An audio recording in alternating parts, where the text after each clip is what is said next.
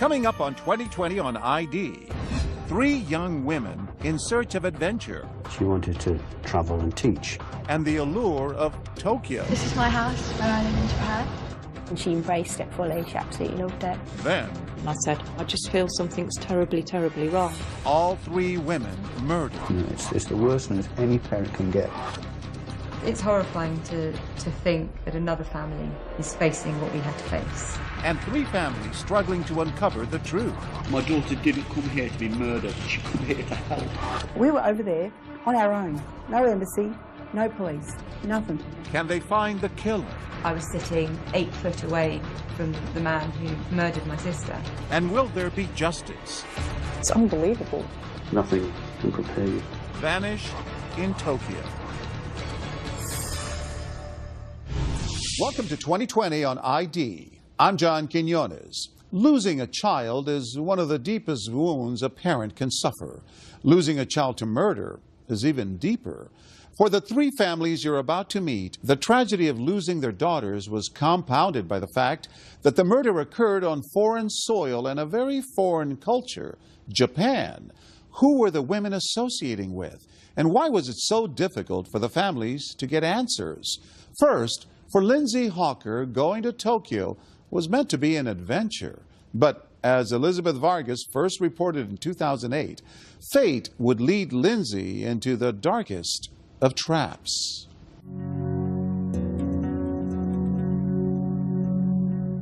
Although they live an ocean away in the English village of Warwickshire, the Hawker family may seem a lot like yours.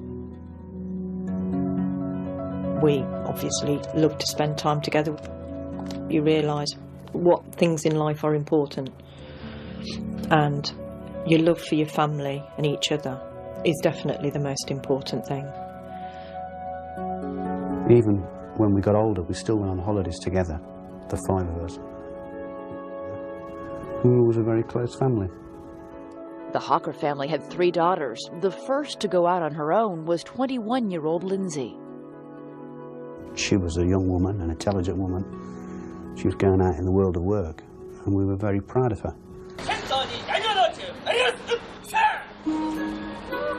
Lindsay was off to teach English in Japan. She'd chosen to experience a country steeped in tradition and, as researched by the Hawkers, a place thought to be one of the safest in the world. Going abroad on her own, she needed to be as safe as she could, really. And I think Japan was a whole different culture for her, and I think it was fulfilling a need that Lindsay had.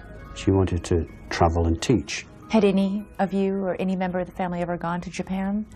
No. No. I didn't really want her to go either. I was quite reluctant for her to go just because I didn't want her to leave me. We were that close that the thought of her going away for that amount of time, I was sort of quite apprehensive. Obviously, as parents, you always have concerns for your children. We wouldn't be human if we didn't. It's just hoping that they'll be safe and that they'll be able to manage their finances and that they, will be able to look after themselves, really. But the thousands of miles between them were trumped by modern technology, and Lindsay was constantly in touch. This is my house where I live in Japan. But she would either speak or text. She used to email me. We heard from her almost every day. And what they heard was that Lindsay was having a ball. She wouldn't stop going on about how lovely the people were, how respectful they were, just a completely different way of life, and she embraced it fully. She absolutely loved it. Quite an adventure for her. Yeah, I realised, she made the right decision for herself, definitely, and I'm glad she didn't listen to me. I wish she would have listened to you. The family's shared pleasure at Lindsay's Japanese experience came to an abrupt end on a Sunday when communication from Lindsay suddenly stopped. I emailed her and I didn't get a response, and so I texted her on her mobile phone and didn't get a response. As the day turned to evening with no word from Lindsay, the Hawker household became increasingly concerned. And I said, I just feel something's terribly, terribly wrong. I couldn't sleep. I was up nearly all night. And the anxiety the Hawkers felt that night would only multiply the next morning. I got a phone call from her employers. to say that she hadn't reported for work for 2 days. Now, that was not like Lindsay at all. So we then contacted the embassy in Japan, and at that point she was filed as a missing person, and that was on Monday lunchtime. She was gone? Yeah, I remember, like, just collapsing. And I felt really upset because she was my little sister. I remember thinking, I was sick, I was physically sick. I don't think any other parent or sister can understand what it was like to get news like that. It's the worst thing what can happen to any parent. You yourself are a parent, you know that. You know, it's the worst news any parent can get. Lindsay had disappeared in a crowded and mysterious foreign culture, a world away, and the Hawkers made immediate plans to go there. You've just got to find your child. Anything else in your life doesn't matter, you've just got to find them. The Hawkers' fears were intensified because the family could clearly remember the nightmarish, high-profile case of Lucy Blackman, another 21-year-old British woman who vanished in Japan. Lucy's father was quick to get in touch with the Hawkers. Tim Blackman has offered us lots of advice and help. He's been very helpful. He's a very kind man. It's a terrible fraternity you're part of. And yet the experience from another family with a similar loss can help in sometimes those dark days. Nothing can help us.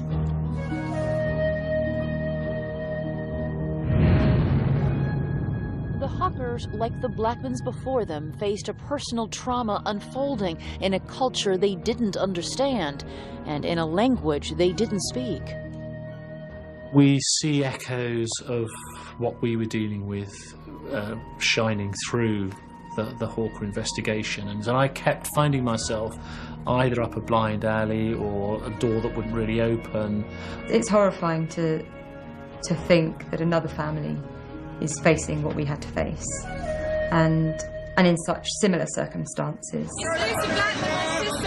7 years earlier, Lucy's sister and father had rushed to Japan to help find her. Their first strategy had been to get the Japanese press on their side. I spoke to her about 3 weeks ago. We wanted to get them interested in Lucy's case so that on primetime TV in the evening, Lucy's face would pop up, and we were expecting somebody to ring in and say, oh yes, she's being kept in the flat across the way from me or whatever. But whatever their efforts, the Blackmans heard nothing. Lucy disappeared in the summer, and by the time the snow fell, hope was fading. In a traumatic story that lingers to this day, the Blackmans would wait more than half a year for any answers about Lucy. For Lindsay Hawker's family, things would move much more quickly, but with a stunning similarity. Lindsay was a beautiful girl, so was Lucy Blackman. You know, they both had dreadful, dreadful crimes committed upon them. What happened to Lindsay and Lucy? Their families find out when we come back.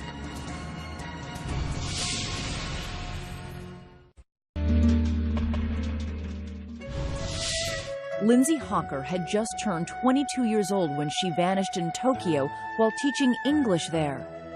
She loved teaching so much. She was kind, she was caring, she helped people, and I don't think of whom they could have been more proud than Bill and I have been of Lindsay. We just prayed, really.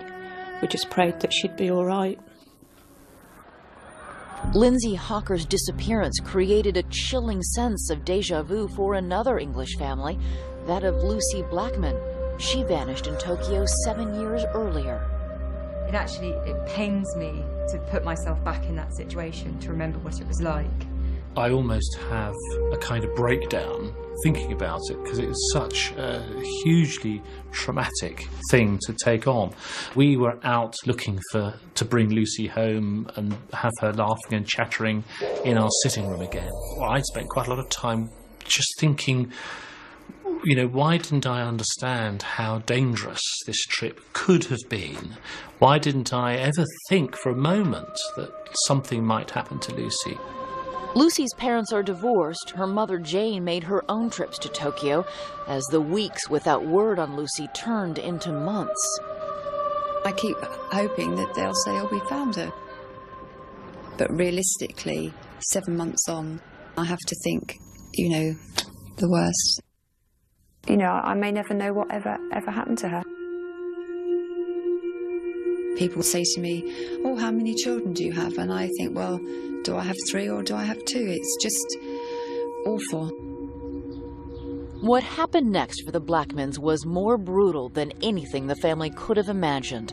8 months after she disappeared, Lucy's dismembered body was found in a cave some 30 miles from Tokyo, near the sea. Lucy's father and sister and brother went to visit the site. The Japanese press, courted and useful at the beginning of their search, had in the end become a target for the family's anger and frustration. Can you go, please? Go! Now! Go on. Go.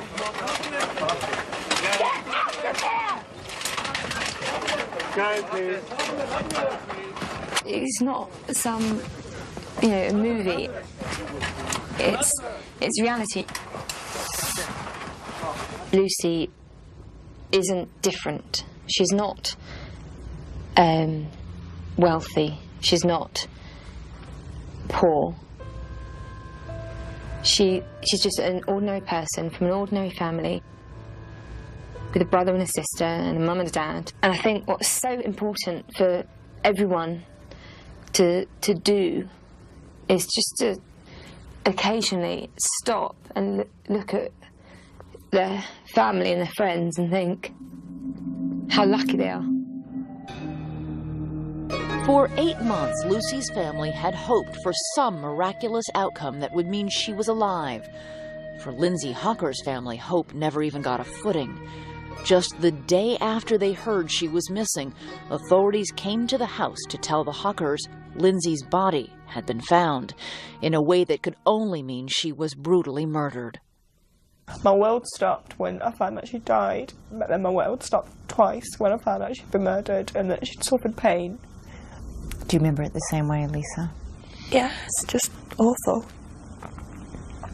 Awful. I wouldn't wish it upon anybody. Those feelings and emotions I never want to experience ever again. Mr. Hocker? Mr. Hocker. Lindsay's father flew immediately to Japan. My daughter didn't come here to be murdered. She come here to help people. She come here to teach.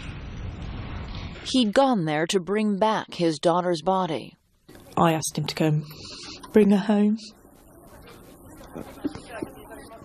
Just promised that he'd bring her home.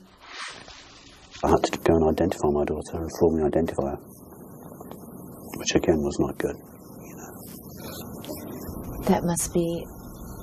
It was dreadful.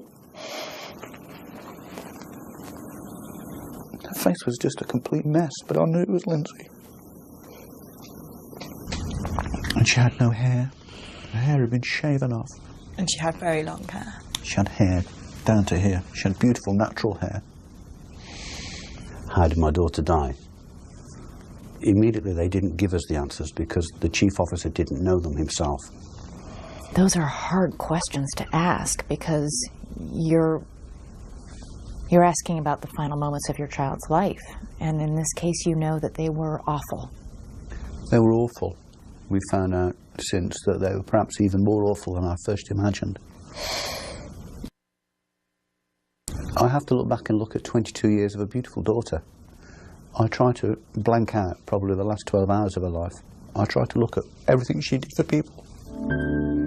Lindsay had everything. She had friends, she had a great education, she was beautiful, she was inner beauty, and she just met evil that day.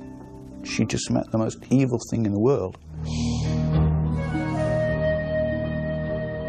Japanese authorities now say they have a very good idea who killed Lindsay Hocker and Lucy Blackman. As 2 separate cases unraveled in Tokyo, the men targeted by police shared at least one thing in common: backgrounds of wealth and power. Stay with us.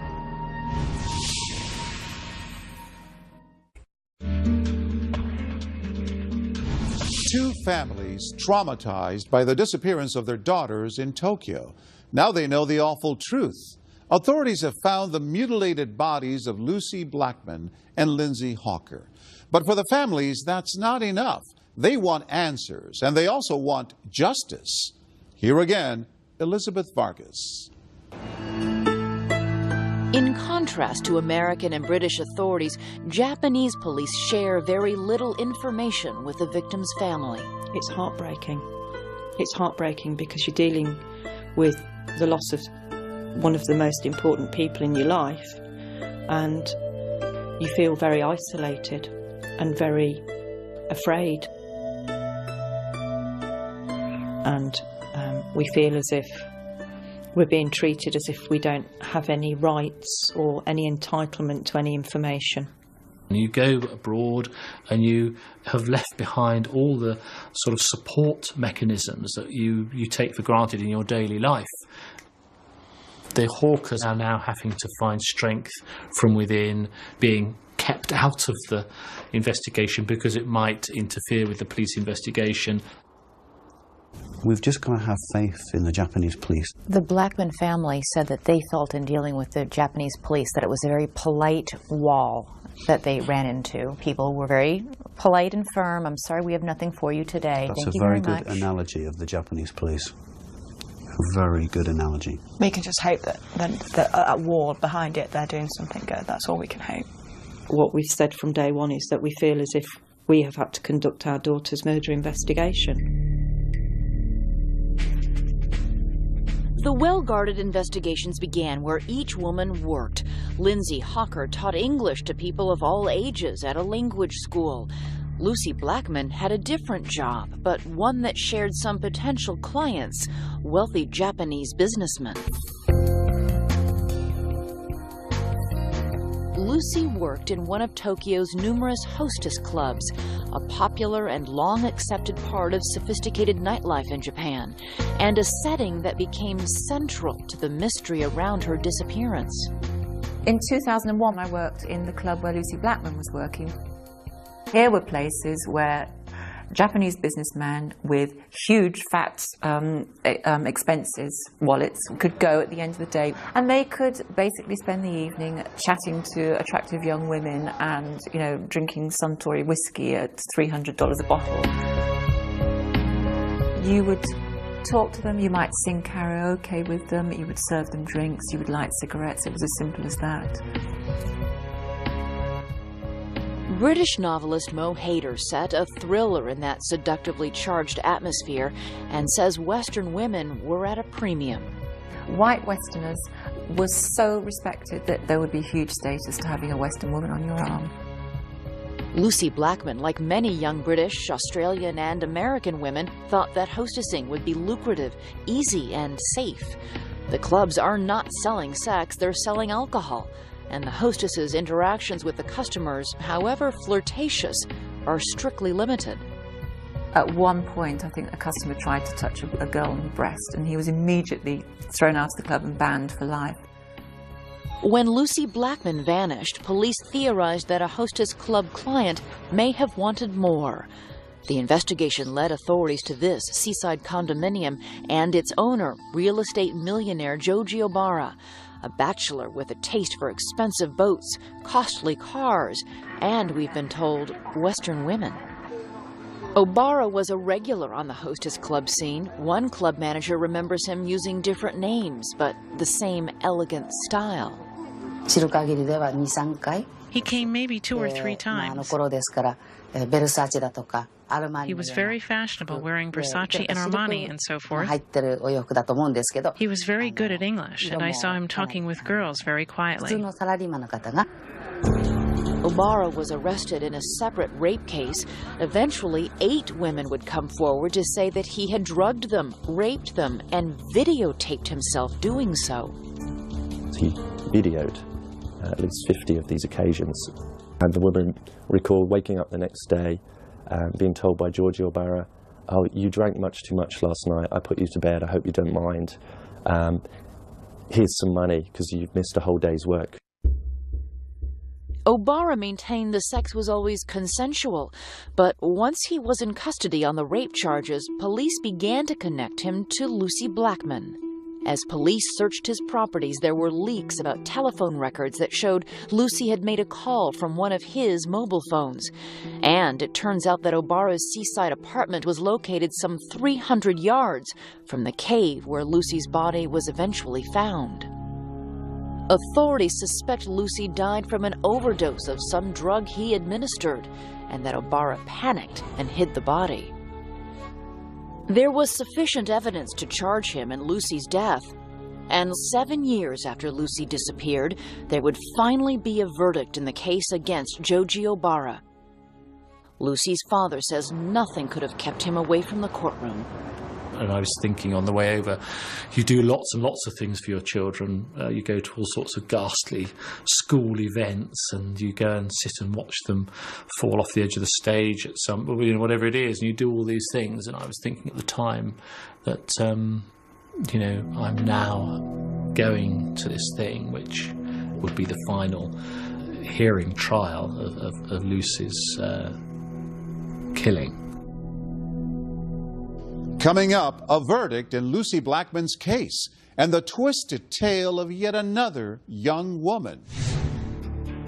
He videotaped himself raping her, as he had all the others, hundreds, according to the police. Stay with us.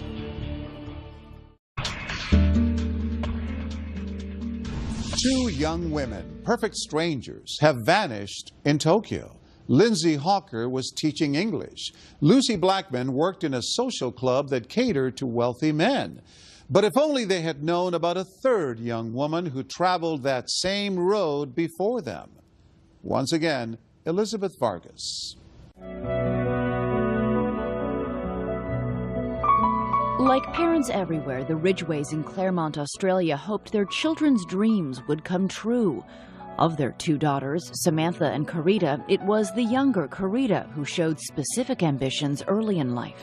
She loved drama and play acting. The two girls would often tip up a couple of chairs and put a blanket over it and do a play, and we had to watch them. And Carita was a really lovely girl, and I just thought that she would do really well in life.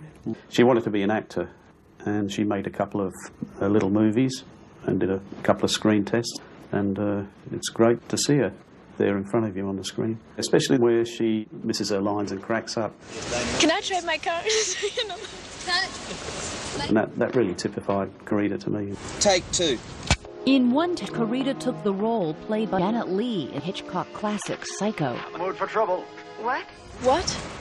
I'm going to treat you so fair and square that you won't have one human reason to give me. Can I trade my car and take another? Can I trade my car and take another? In a cruel irony, Carita was fated for an early death as shocking as any in a movie thriller.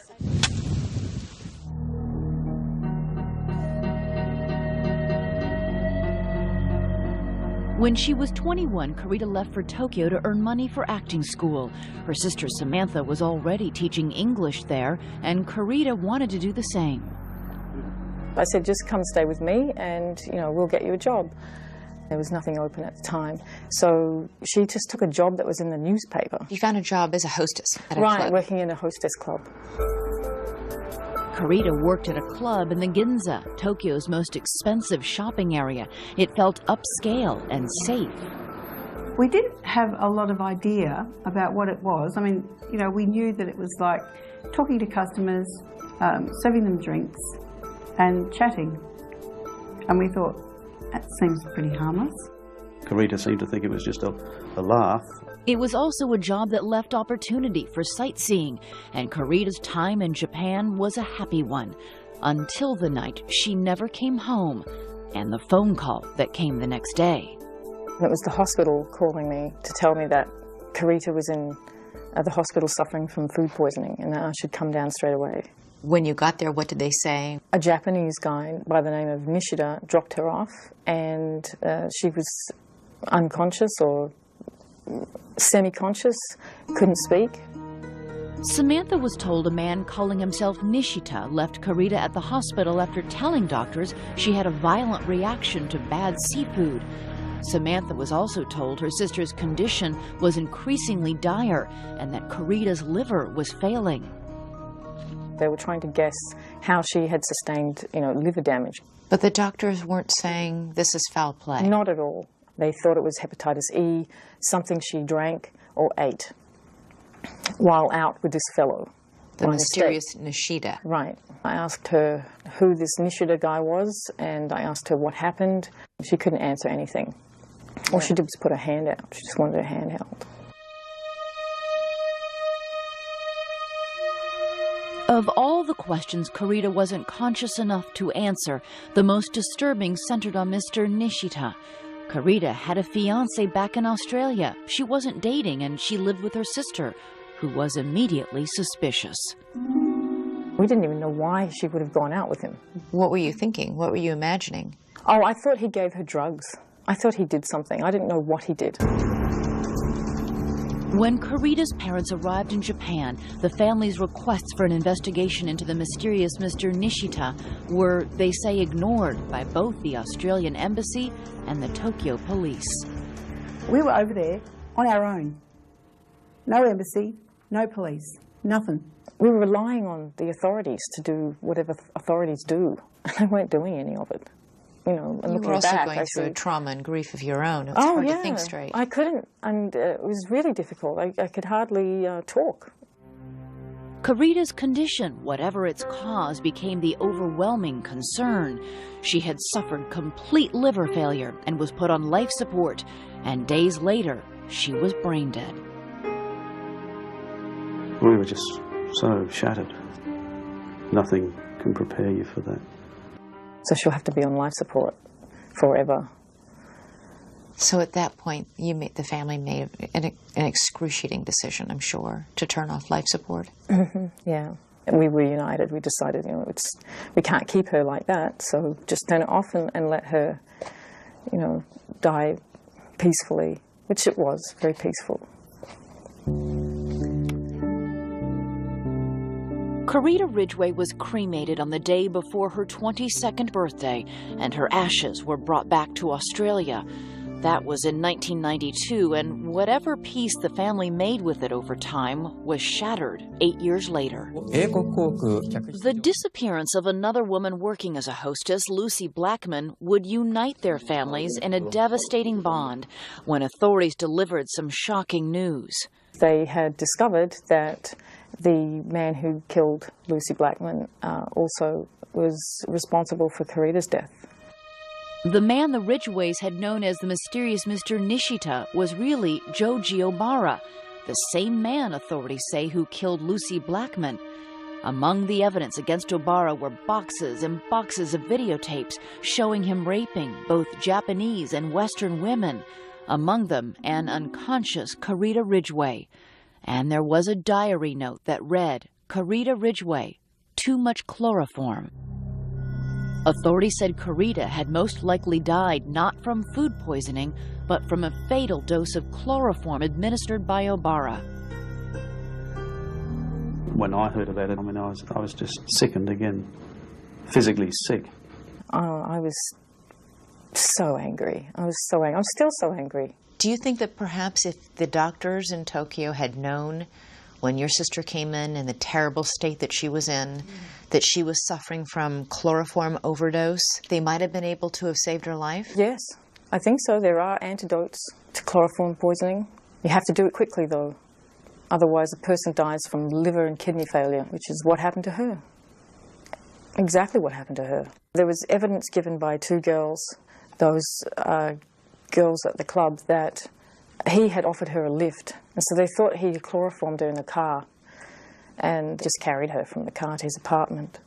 And once he got her into the apartment, he videotaped himself raping her, as he had all the others, yeah. Hundreds, according to the police. Right. Hundreds of others. It's a huge number, huge number. 20 years worth. It's hard to fathom. It's unbelievable. The fact is, if police had listened to you in 1992 and investigated this man, Lucy Blackman, then God knows who else might still be alive. Absolutely. They could have caught him then. They could have caught him then.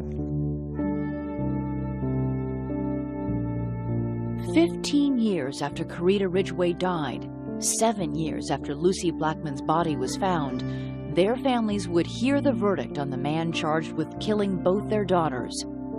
That startling conclusion and another family's beginning struggle as a second man emerges when our story continues.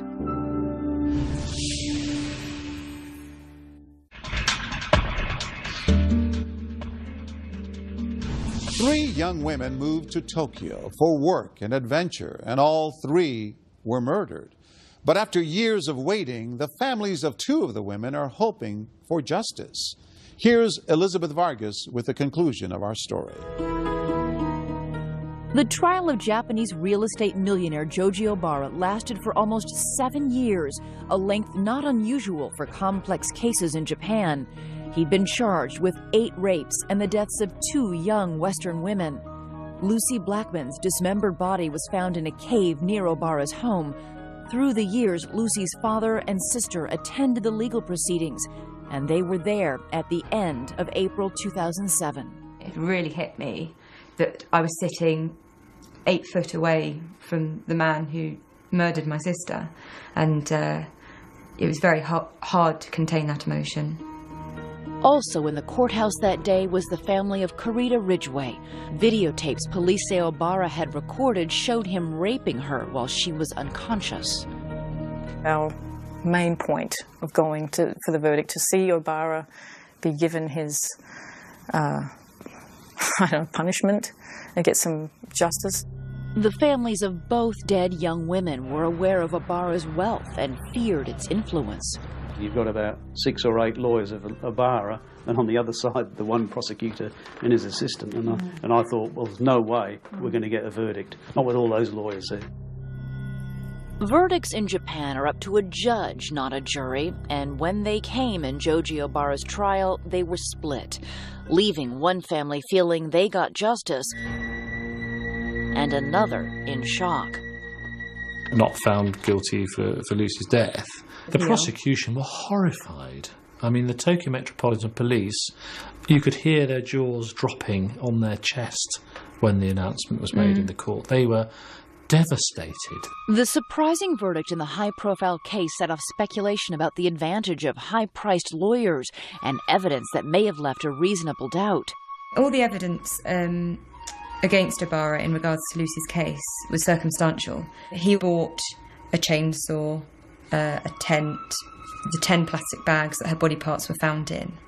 The judge stated that because he bought those items and also a couple of other miscellaneous items, that they couldn't prove that he bought those items to dismember her. You know, because he bought an ice cream or something as well. It didn't fit with the story. The case lacked the kind of proof Carita Ridgway's had, a handwritten note referencing drugging the victim, and a videotape of Obara raping her. He was given life for Carita's death and the 8 other girls who were raped but lived. How would you describe Joji Obara? He's a coward. He's a total coward. He won't even admit his crimes. He lies constantly. He comes up with almost like a religious idea that you have to commit all of your bad acts in the first half of your life and all the good ones in the second half of your life, and just bizarre statements like that. You know, the guy's going to be in prison for life, and that's what was always important, was a justice in that way, that he would not be out on the streets. So I think I decided quite quickly that was going to have to be sufficient. With 2 different verdicts, both families will tell you they were left without what they consider the media's most insipid cliché, closure.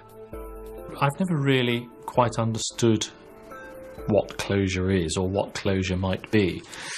I assume sort of closure is that you sort of come to the end of it and maybe put it down and walk away. And I've never really felt that I would be able to put Lucy down and just walk away. I think when you lose a child, there is no closure. It's just a buzzword, I suppose, perhaps to make people feel more comfortable, because there's never a day goes by that I don't think about Carita. You don't want to think that, you know, someone you love died a horrible death. It makes it so much worse. And you never really get over it. I'll probably never get over it. Every time it's brought up, you know, emotion wells up. It's very difficult to speak. It just won't go away, really. Within a month of two families getting their verdicts in Tokyo, the family of the most recent victim, Lindsay Hawker, was just beginning its ordeal. Unlike the other cases in this story, Tokyo police had an immediate suspect in Lindsay Hawker's grisly death. Again, it was a man from a well-to-do family, a 28-year-old horticultural student named Tatsuya Ichihashi. Lindsay was teaching English in Japan, and Ichihashi had been obsessively pursuing her, asking for lessons, one day showing up outside her apartment. He apologized for his behavior of scaring her, frightening her, and he asked her again if she would teach him English. She thought he didn't worry her, he was just a bit strange, and she felt sorry for him. And she emailed back saying that she would be prepared to teach him English, but only at a public place.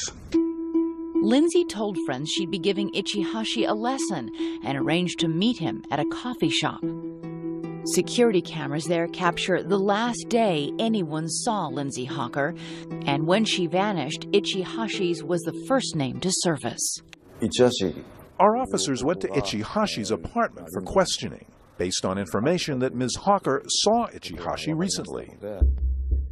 9 police officers were sent. Ichihashi was leaving the apartment. Police officers asked, "Are you Tatsuya Ichihashi?" To which he responded he was, and he ran off.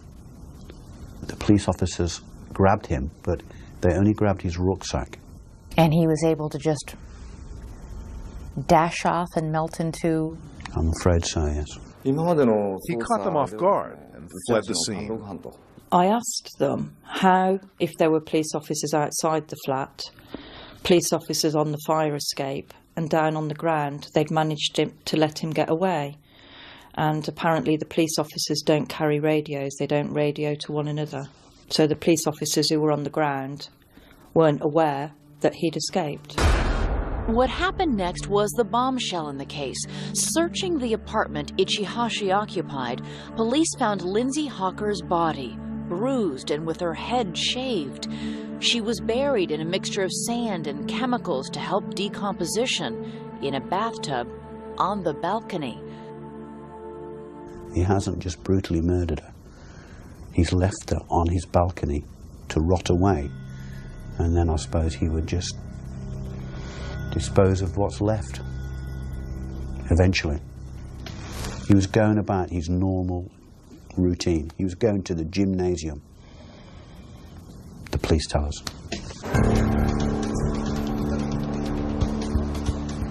Ichihashi escaped into the vastness of Tokyo.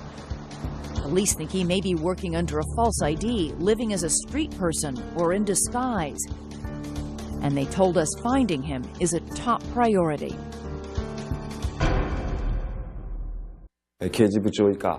Currently, we have 140 officers, including the Chief of Criminal Investigations, working on the case. It's so difficult when it's 12,000 miles away. Just after my daughter's murder, the Japanese police said it's just a matter of time before they found this suspect. They had his passport. He had very little money. Ichihashi comes from a very well-to-do family. His father's a brain surgeon. His mother's a dentist, I believe. Yep. With no credit cards, no passport. Somebody's got to be helping him. Do you think it's his parents? I wouldn't like to comment on that. The Hawkers say police read them a statement from Ichihashi's parents. We've communicated with them via the police. What did their statement say to you? That he wished to live in America and open a park in America, and that's why he needed to improve his English. And they wished their son would atone for his crime. And they said it was regrettable. They said regrettable. It was regrettable. That's an odd choice of words. That's a disgraceful choice of words, isn't it? They don't deny that he committed the crime.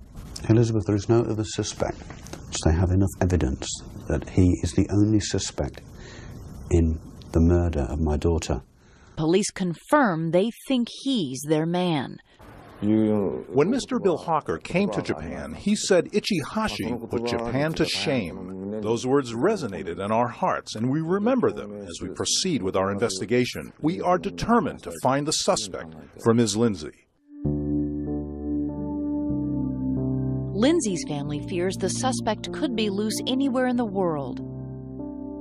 The family-run website about Lindsay's case displays his picture, as do T-shirts the Hawkers are distributing. They want as many eyes on this face as possible.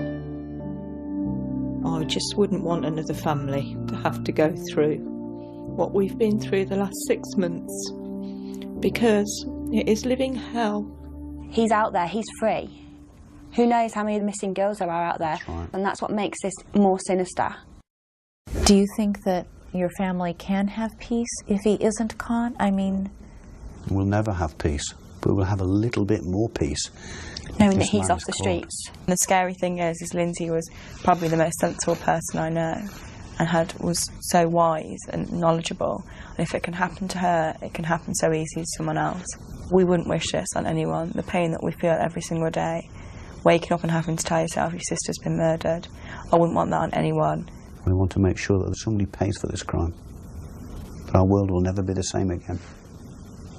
I had 3 beautiful daughters. I've just got 2.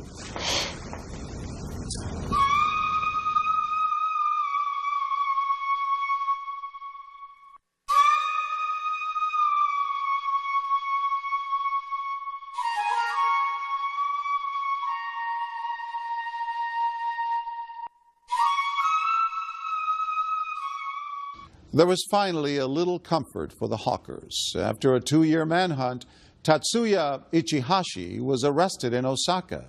He had eluded authorities in part by undergoing plastic surgery. At his trial, he confessed to killing Lindsay Hawker and was convicted and sentenced to life in prison. As for the Blackman family, Japanese prosecutors later appealed Joji Obara's not guilty verdict in the death of Lucy. He was retried and found guilty in the abduction and mutilation of her body. I'm John Quinones. Please join us next time for another edition of 2020 on ID.